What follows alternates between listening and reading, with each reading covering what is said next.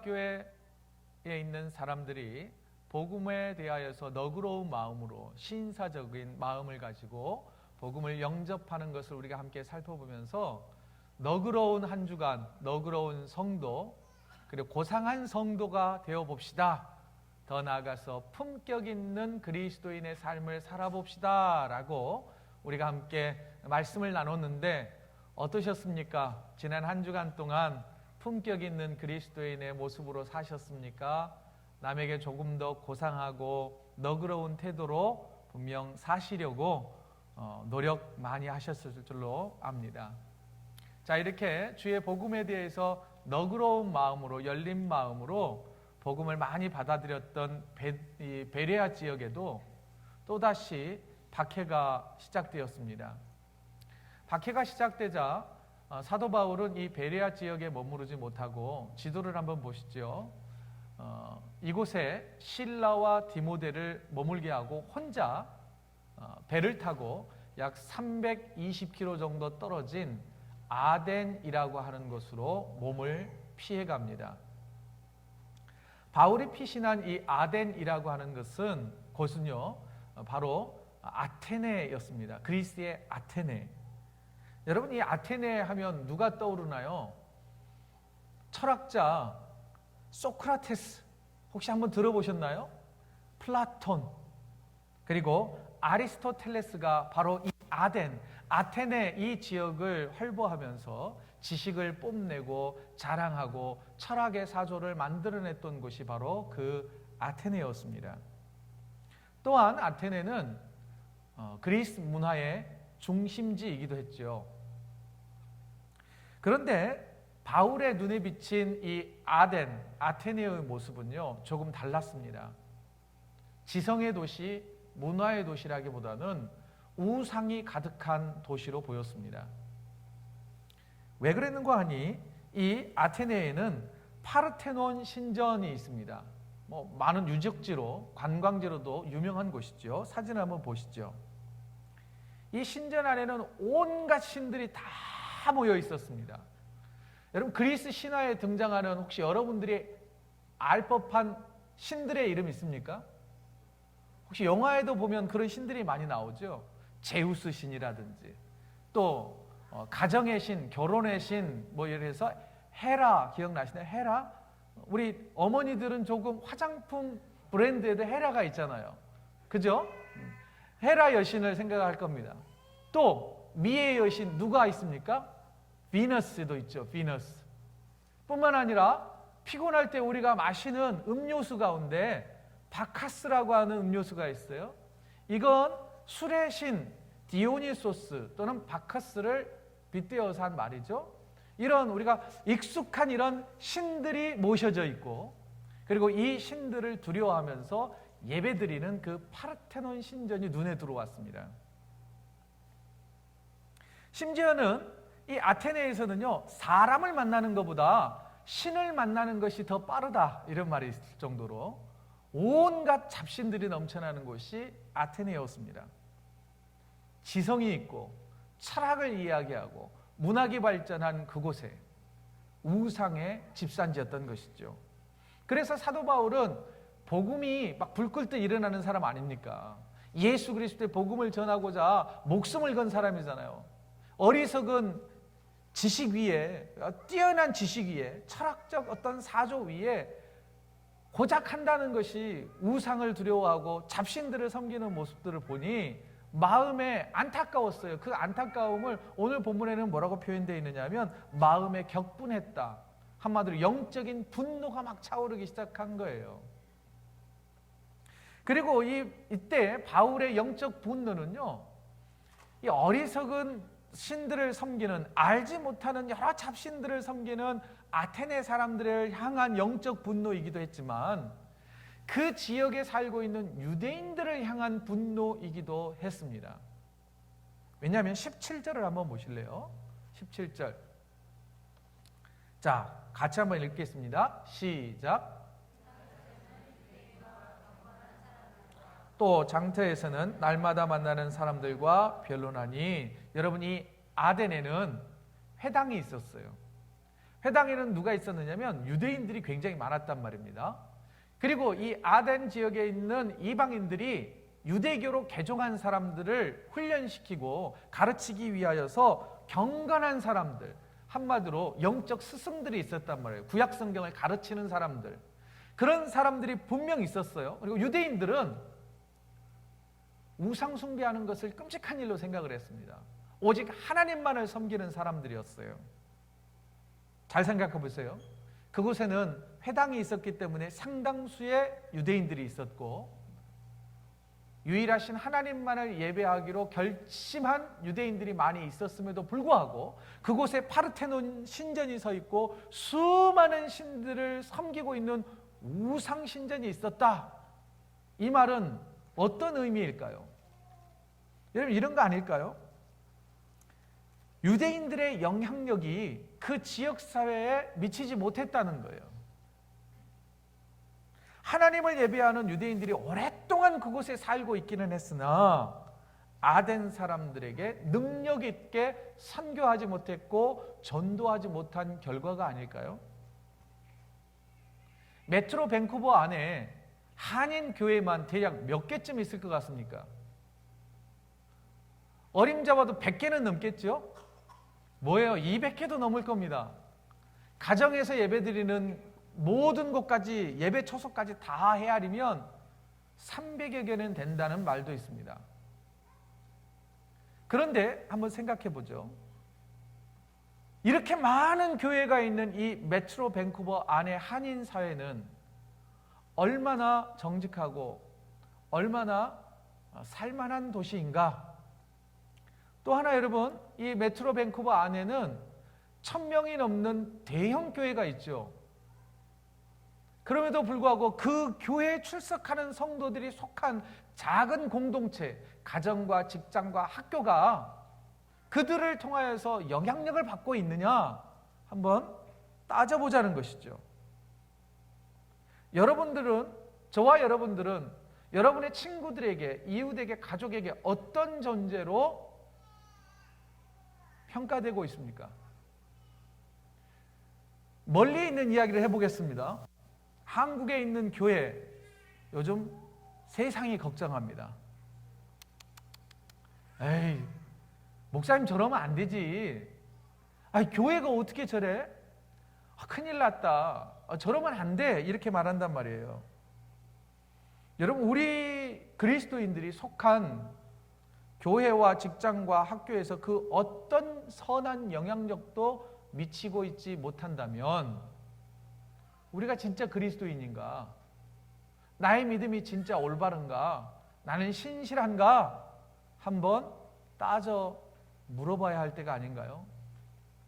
소망하기는 우리의 교회가 속한 이 공동체와 저와 여러분들이 속한 가정과 직장과 학교가 우리 때문에 변화가 일어나는 그런 은혜로운 모습들을 삶 속에서 경험하게 되기를 주의 이름으로 축원드립니다.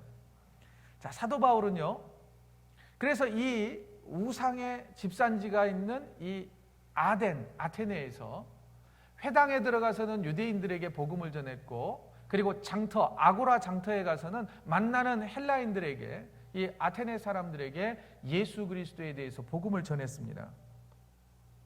바울이 장터에 나와서 전하는 예수와 부활의 메시지를 들은 아주 똑똑한 철학자들이 이 소식을 듣게 됩니다. 그 사람들이 누구였는가 하니 바로 18절에 보면 에피크로스 학파와 스토아 학파의 철학자들이 이 바울이 전하는 이 복음에 대해서 관심을 갖게 됩니다. 그러면서부터 이 두 학파의 철학자들과 바울의 논쟁이 시작되었습니다. 여러분, 본문을 이해하는 데 있어서 굳이 에피크로스 학파와 스토아 학파가 어떤 내용을 가지고 있는 사조이며 학파인지 굳이 다 알지 못해도 괜찮습니다. 문맥을 이해하는 데는 그것까지 할 필요는 없습니다. 그러나 이해를 돕기 위하여서 왜 변론이 일어났고 이 에피크로스 학파와 스토아 학파 철학자들이 왜 바울에 대하여서 폄훼했는지를 알려면 한 가지 중요한 이론이 있습니다. 에피크로스 학파들은요, 육체는 부정한 거라고 생각을 했습니다. 인간은 이 육체로 인하여서 고통받는다고 생각을 했어요. 그래서 이 육체가 숨을 딱 멎는 순간 죽음을 맞이하는 순간 이 고통으로부터 자유함을 얻는다고 생각을 했습니다. 그러니 이 호흡이 붙어있는 인간은 항상 고통 가운데 살아가기 때문에 이 고통을 조금 더 잠재울 수 있는 것은 쾌락을 추구하면 된다고 생각을 했어요. 그래서 이 사람들은 쾌락을 추구했어요. 그러나 그 쾌락은 방종까지 규모가 없는 그런 쾌락을 추구하지는 않았습니다. 그런데 사도 바울이 전한 이 복음은 뭐예요? 예수와 부활에 대해서 전한 거잖아요. 부활은 뭐예요? 육체가 다시 살아나는 거잖아요. 육체의 고통 가운데 이 죽음으로 인하여서 이 고통을 벗어나기 위하여 쾌락을 추구하는 사람들에게 당신들은 안 죽어요. 영원히 살아요. 육체가 부활해요. 이 말을 받아들일 수 있겠냔 말이죠. 그리고 즐거움을 추구하는 사람들에게 예수의 복음은 즐거움이 아니에요. 함께 고난받아야 하고 쾌락을 잠재우고 그리스도를 따라가야 합니다. 경건하게 살아야 합니다. 라고 복음을 전하니까 이 에피쿠로스 학파, 이 철학자들이 받아들이겠냔 말이에요. 그러니 논쟁이 일어나기 시작을 했습니다. 스토아 학파는요, 이성 중심의 사람들이었습니다. 이 사람들도 마찬가지로 육체는 악하다고 생각을 했어요. 이성을 누르는, 이성을 꾹꾹 누르고 있는 게 바로 육체라고 생각을 했습니다. 육체가 죽고 나면 이 우리의 내재되어 있는 육체 안에 있는 이성이 자유함을 얻어서 신의 경지에 이를 수 있다라고 생각을 했어요. 그런데 다시 말씀드리자면 바울은 예수와 부활에 대해서 이야기를 합니다. 육체의 부활에 대해서 믿지 않는 자들에게 육체의 부활인 부활에 대해서 강조하고 있으니 믿지 않은 거예요. 또한 이성을 중시했던 사람은 이성적인 사고를 가지면 뭔가 구원의 영역까지 갈 수 있다고 생각을 한 거예요. 그런데 사도 바울이 전한 예수의 복음은 뭐예요? 인간의 이성으로 구원을 얻는 게 아니라 믿음으로 구원을 얻습니다. 그러니 당신들이 생각하고 최고라고 생각하는 그 이성이 별거 아닙니다 라고 말하니 가만히 있겠냔 말이에요. 그래서 에피쿠로스 학파와 스토아 학파와 사도 바울은 논쟁과 변론을 하기 시작을 했습니다. 이런 생각을 가지고 있었던 사도 바울의 말을 듣자 이 철학자들이 이렇게 말해요. 어디서 이상한 생각과 이론을 들고 와서 이 말을 참 잘하기는 하는데 도대체 우리가 수용할 수 없는 이야기를 하고 있으니 저 사람은 말쟁이 같다 이렇게 표현을 한 거예요. 18절 말씀을 한번 보실래요? 시작! 어떤 에피쿠로스와 스토아 철학자들도 바울과 쟁론할세 어떤 사람은 이르되 이 말쟁이가 무슨 말을 하고자 하느냐 하고 어떤 사람은 이르되 이방신들을 전하는 사람인가 보다 하니 이는 바울이 예수와 부활을 전하기 때문이라라. 자, 이 두 진영의 철학자들은 바울을 향하여서 삼류 지식을 전하는 말쟁이에 불과하다라고 비아냥거렸습니다. 그러나 바울이 전한 이 예수와 부활의 복음이 철학자들을 감동시킵니다. 그리고 철학자들과 논쟁을 통하여서 우리에게 던져주는 메시지가 있어요. 그건 뭐냐면요, 사랑하는 성도 여러분, 철학은 우리의 죄의 문제를 해결하지 못합니다. 인간의 이성이요, 죽음의 문제를 해결할 수 있습니까? 못해요.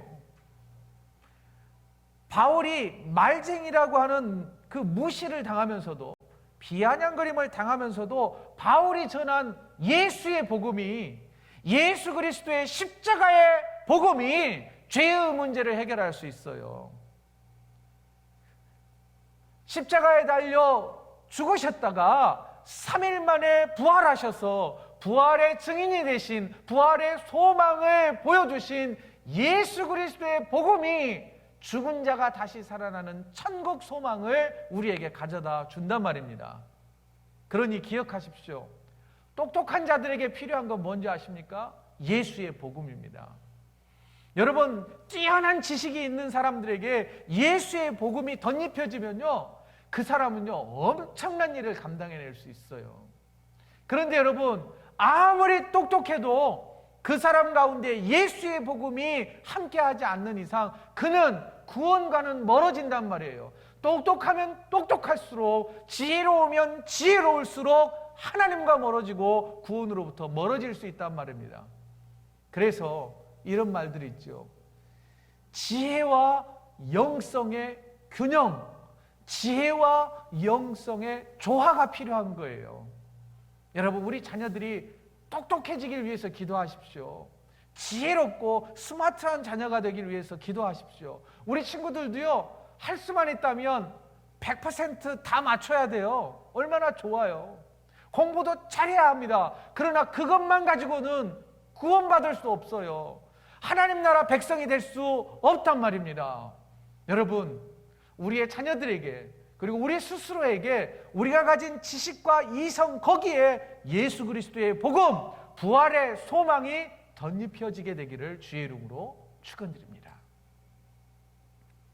자, 멈춤이 없이 계속되는 사도 바울의 논쟁은 이제 최고의 지성인들만이 올라서서 연설을 했다, 그리고 변론을 했다라고 하는 아레바고라고 하는 언덕 위로 이 장소가 옮겨집니다. 이 아레오바고라고 하는 이 언덕은요, 약 한 7, 80m의 언덕에 있는 큰 바위지대입니다.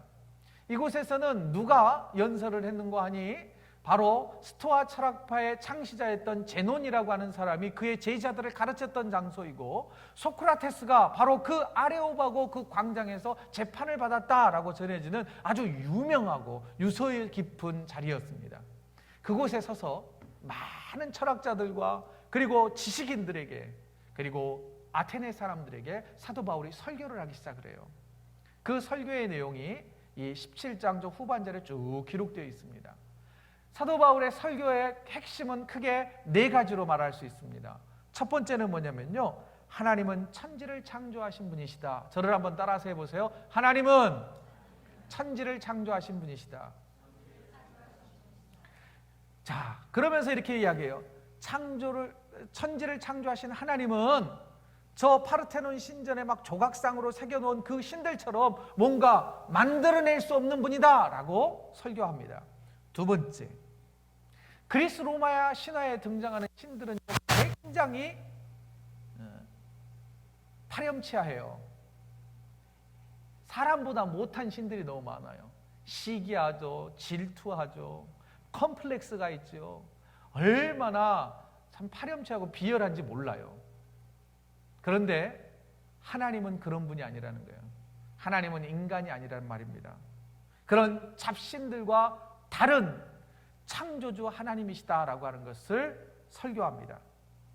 세 번째는 뭐냐면요, 이 당시 이 그리스 신화에 등장하는 신들에게 사람은 가까이 갈 수 없었어요. 신은 무서운 존재였거든요. 그런데 이렇게 이야기합니다. 우리 하나님은 멀리 있는 분이 아니에요. 가까이 있는 분이에요. 만질 수 있는 분이에요. 이렇게 이야기를 해주고 있습니다. 그리고 끝으로 바울은 예수와 부활에 대하여서 아주 담대하게 복음을 전파합니다. 자, 아레오바고 언덕에서 사도 바울이 설교를 쫙 했어요. 복음을 증거했어요. 그랬더니 세 가지의 반응이 나타났습니다. 보통 그래요. 보통 설교를 할 때에도 반응이 비슷해요. 복음을 전할 때의 반응도 비슷해요. 첫 번째 반응은 뭔가 하니 32절이에요. 여러분들 한번 읽어보세요. 시작.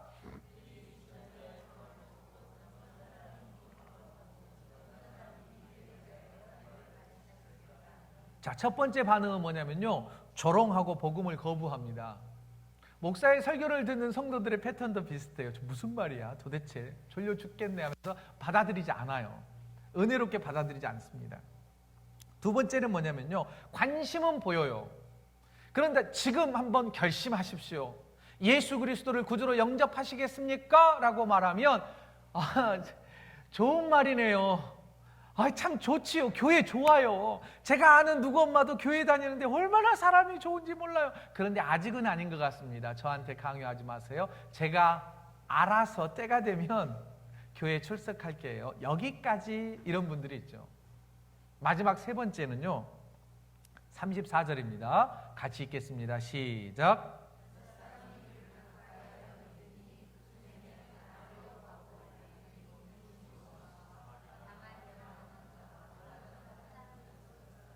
자, 세 번째 반응은요, 많지는 않았지만 예수 그리스도를 영접하고 복음을 받아들였습니다. 그런데요, 지금까지 사도 바울이 여러 지역을 다니면서 복음을 전했잖아요. 그래 다른 곳에서는 사도 바울이 복음을 전하면 정말 많은 사람들이 결신을 했어요. 어찌된 일인지 이 아덴, 철학의 도시, 지성과 이성의 도시인 아테네에서는 많은 변론을 하고 수사학적인 방법을 가지고 철학을 이용해서 막 논쟁을 했지만 몇 사람밖에 영접하지 않았습니다. 여러분, 그리고 가는 곳마다 교회가 세워졌어요. 박해가 그렇게 심했던 빌립보에도 교회가 세워졌고요, 데살로니가에도 교회가 세워졌고, 베레아 지역에도 교회가 세워졌습니다. 그런데 아덴에는 교회가 세워지지 않아요. 그만큼 예수 믿는 사람들이 적었단 말입니다. 그래서 많은 사람들은 이 아덴에서 사도 바울의 선교는 실패했다라고 이야기를 하는 사람들도 있습니다. 그런데 그럴까요?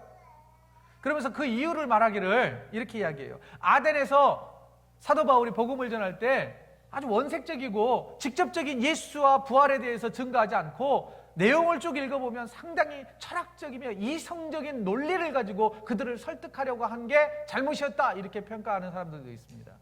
사도 바울도 그것에 대해서 일부분은 동의하는 것 같아요. 다음 주에 우리가 살펴볼 고린도에 가서는요, 거침없이 막 복음을 전합니다. 그들을 이렇게 많이 배려하지 않아요. 하나님의 복음을 과감없이 막 선포한단 말이죠. 하지만 여러분 잘 보십시오.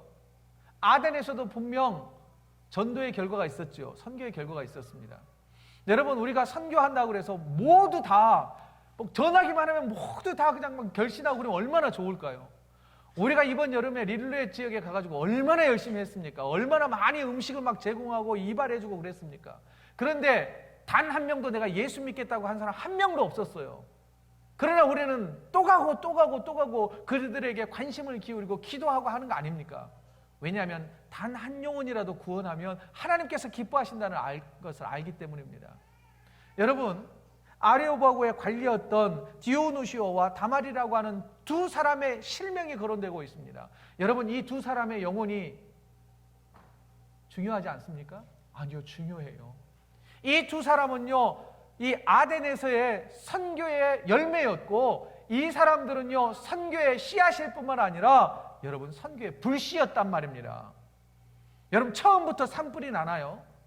아주 작은 불씨가 온 산을 다 불태우지 않았습니까? 바로 이런 거예요. 예수님도 말씀하셨어요. 한 알의 밀이 땅에 떨어져 죽으면 많은 열매를 맺는데요, 씨 하나가 떨어졌는데 30배, 60배, 100배의 결실을 얻는단 말이에요. 예수님께서도 제자를 120명 제자 삼지 않으셨어요. 단 12명, 그 가운데서도 한 명은 예수님 배반하고 죽지 않습니까? 소수 정예부대를 남겼지만 그 제자들이 얼마나 열심히 복음을 전했습니까? 전 유럽으로 흩어져서 그들의 생명을 바쳐서 복음을 전하지 않았습니까? 그들이 전했던 복음이 우리에게도 전해진 것이죠. 바울은요, 자신의 지성과 영성을 다해서 저 회당에서 복음을 전했고요, 아고라 장터에서, 아레오바고 그 언덕에서 말쟁이라고 하는 비아냥거림 속에서도 멈추지 않고 복음을 증거했단 말입니다. 쉬지 않고 예수와 부활을 증거했더니 여러분, 어떻게 되었습니까? 그곳이 복음화되기 시작했단 말입니다. 마치 자기가 쉬지 않고 복음을 전했듯이 영적인 아들인 디모데라고 하는 사람에게 편지글을 남기면서 당부의 말을 남겨요. 그 당부글이 디모데후서 4장 2절에 기록되어 있습니다. 한두 명, 아니 단 한 명의 영혼을 구원할 수 있다면 예수의 복음을 쉬지 않고 전하는 말쟁이가 되어보면 어떻습니까?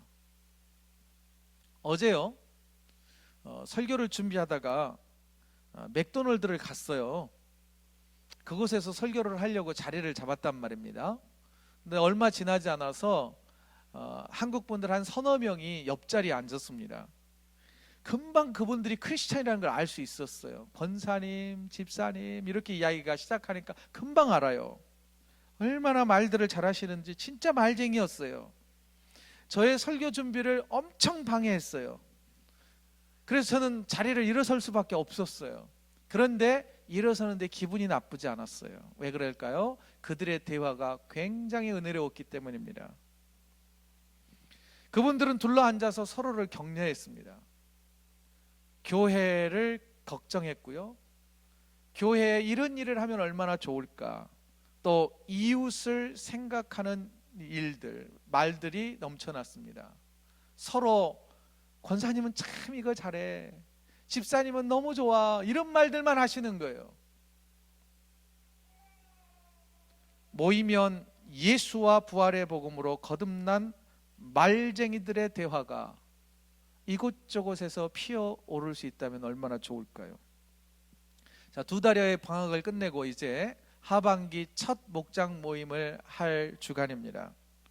다 함께 모여서 누군가는 우리를 향하여서 말쟁이, 참 교회 다니는 사람 말 잘해, 이렇게 비아냥거린다 할지라도 우리가 함께 모여서 예수의 복음을 서로 나누고 부활의 소망으로 서로 격려하고 칭찬하며 때때로 잘못한 것이 있다면 사랑하는 마음으로 바로잡아주고, 또한 모르는 것이 있다면 서로 배려하는 마음으로 가르쳐줄 수만 있다면 얼마나 좋을까요? 예수와 부활을 증언하는 말쟁이들을 통해 우리의 교회와 또한 가정과 지역사회와 우리 학교가 주의 복음으로 변화되는 그 기쁨의 소식 곧 듣게 되기를 소망합니다. 사랑하는 성도 여러분, 새로운 한 주간 예수와 부활을 전하는 말쟁이가 되어보지 않으시렵니까? 기도하겠습니다.